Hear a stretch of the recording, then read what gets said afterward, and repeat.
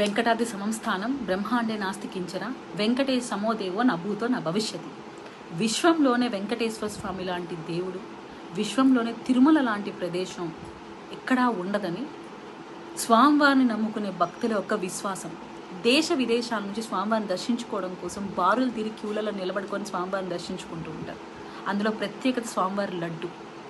ఎక్కడెక్కడికో వాళ్ళ బంధువులకు పంపించుకోవడం కోసం వారం రోజులైనా ఆ నాణ్యత తగ్గకుండా ఆ నెయ్యి వాసన కానీ ఆ చెమ్మ కానీ ఆ లడ్డులో అలాగే ఉండేది. కానీ గత ప్రభుత్వంలో మేము నోటీస్ చేసినప్పుడు క్వాలిటీ కానీ క్వాంటిటీ కానీ తగ్గిపోతూ ఉంది.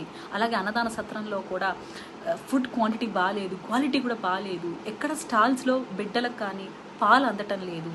ఈ సాంబార్ రైస్, పెరుగన్నం ఇలాంటి స్టాల్స్ పెట్టేవి, అవి కూడా లేవు అని మేము వాపోతూ ఉన్నా పట్టించుకోకుండా మా నోరు ఎక్కడికక్కడ నొక్కేసే ప్రయత్నం చేసిన టీటీడీ యాజమాన్యం, ఎస్పెషల్లీ వైవి సుబ్బారెడ్డి గారు కావచ్చు, కరుణాకర్ రెడ్డి గారు కావచ్చు, ధర్మారెడ్డి గారు కావచ్చు, నిన్న చూసాం మనం చాలా బలంగా స్టేట్మెంట్లు ఇచ్చారు. తిరుమలకు వచ్చి మేము ఒట్టు పెట్టడానికైనా రెడీ, మేమేం తప్పులు చేయలేదు అంటే, ఎవరైనా ఒక మర్డర్ చేసేసి కోర్టులో హాజరైన తర్వాత నేను ఒట్టు పెడుతున్నా, నేను మర్డర్ చేయలేదు అంటే వాడిని నిర్దోషి కింద ప్రకటించి వదిలేయాలా?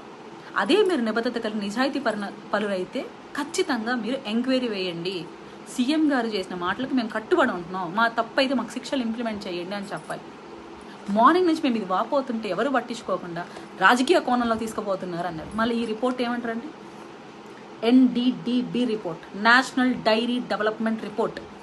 దీంట్లో క్లియర్గా మెన్షన్ చేసి ఉన్నారు, స్వామివారి లడ్లకు యూటిలైజ్ చేసిన ఆయిల్లో పామాయిల్ అలాగే జంతువు కొవ్వు కూడా ఉంది. నాకు చెప్పడానికి కూడా చాలా బాధ అనిపిస్తుందండి. తిరుమల మన నమ్మకం, మేము ఇక్కడ ఉంటున్న వాళ్ళం, మాకు చాలా ఆవేదనగా ఉంది ఇలా చూసినప్పుడు. గతంలో మేము చాలా విన్నామండి, అంటే స్వామివారి రూముల్లో అసాంఘిక కార్యక్రమాలు జరుగుతున్నాయి, డ్రగ్స్ అమ్ముతున్నారు, మందు సిగరెట్లు ఇట్లా కనపడుతున్నాయి, తాగి వస్తున్నారు.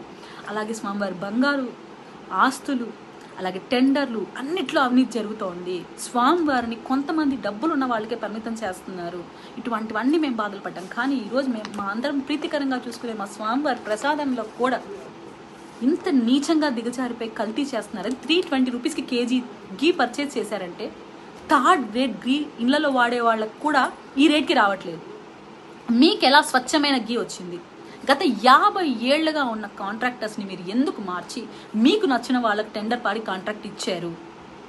ఇటువంటివన్నీ మేము మార్నింగ్ నుంచి అడుగుతుంటే జవాబు చెప్పకుండా రాజకీయ కోణంలో చేశామని ఇప్పుడు దీనికి ఏం జవాబు చెప్తారు? నేను చంద్రబాబు నాయుడు గారిని కానీ మా సీఎం గారిని అలాగే డిప్యూటీ సీఎం గారిని ఒకటే రిక్వెస్ట్ చేస్తున్నాను, హైందవ ధర్మాన్ని పాటిస్తూ స్వామివారిని విశ్వసించే మా అందరికీ బాధగా ఉంది. లడ్డూలోనే ఇంత పెద్ద స్కామ్ చేసి ఇంత మోసం చేసిన వీళ్ళు ఇంకెన్ని మోసాలు చేసి ఉన్నారో దయచేసి ఏదైతే ఈ స్కామ్లో పాలు పంచుకున్న ప్రతి అధికారి పైన శిక్షలు పడాలి, సస్పెండ్ చేయాలి. ఎవరైతే దీనికి పాల్పడ్డారో వాళ్ళు కఠినమైన చర్యలు తీసుకోండి. ఇటువంటి పునరావృతం కాకుండా ఇంకా ఏమేమి తప్పులు చేశారో కూడా ఎంక్వైరీ చేయాలని నేను సీఎం గారిని డిప్యూటీ సీఎం గారిని రిక్వెస్ట్ చేస్తున్నాను. జనసేన పార్టీ అధికార ప్రతినిధిగా అలాగే స్థానికురాలిగా కూడా తీవ్రంగా కలత చెందుతున్నాను. స్వామివారిని మేము ప్రీతికరంగా చూసుకునే మా ప్రసాదాన్ని, స్వామివారిని పరిరక్షించాల్సిన బాధ్యత ప్రభుత్వం పైన ఉందని విజ్ఞప్తి చేసుకుంటున్నాను. జై జనసేన, జై హింద్.